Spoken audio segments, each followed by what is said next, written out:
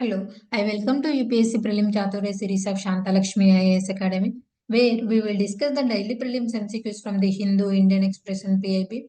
Let's begin. The first question. Consider the following statements with respect to the Timor-Leste.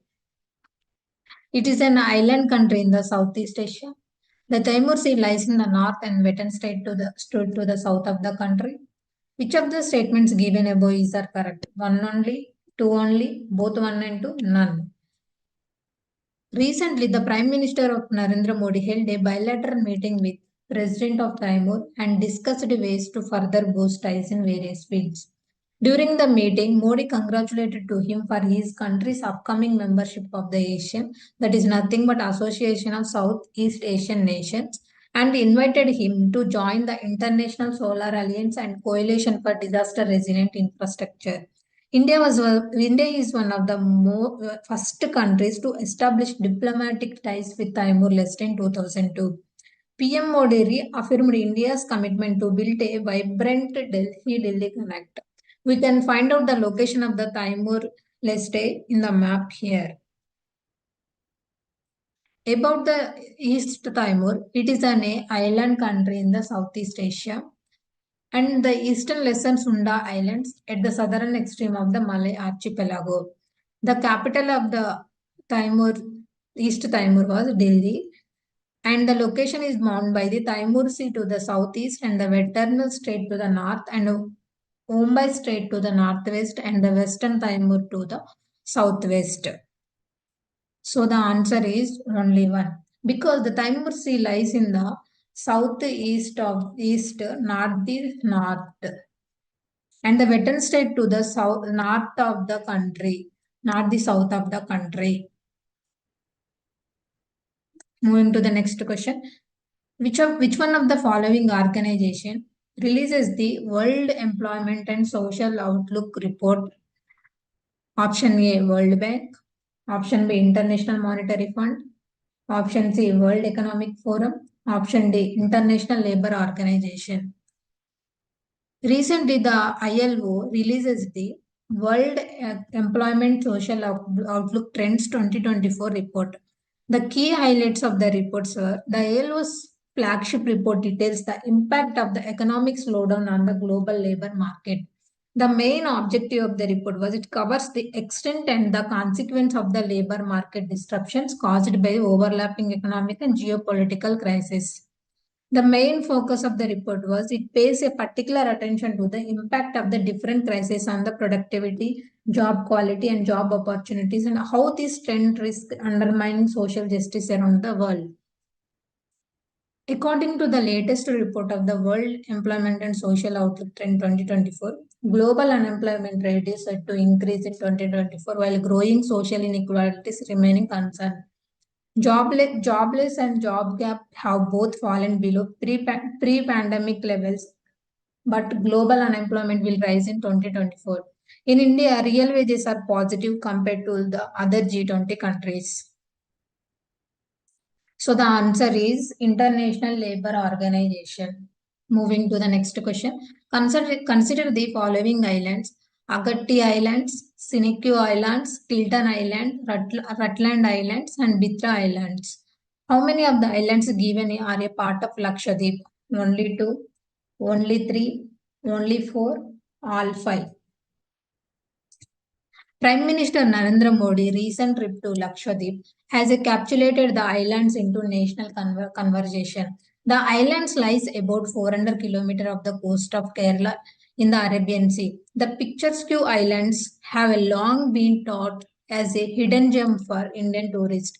The majority of its inhabitants are Muslim. The Islam practiced in the Lakshadweep is unlike that followed anywhere else in India, with Icelanders sharing ethnic, linguistic, and cultural links to the Malayals, Arabs, Tamils, and Kannadigas alike. The important islands which form the part of Lakshadweep are Agatti, Amini, Androt, Bitra, Kiltan, Kavarthi, Minko, etc. On the other hand, Sinike Island and Rutland Island are part of Andaman Nicobar Islands. not a Lakshadweep Island. You can find out the locations of the islands here.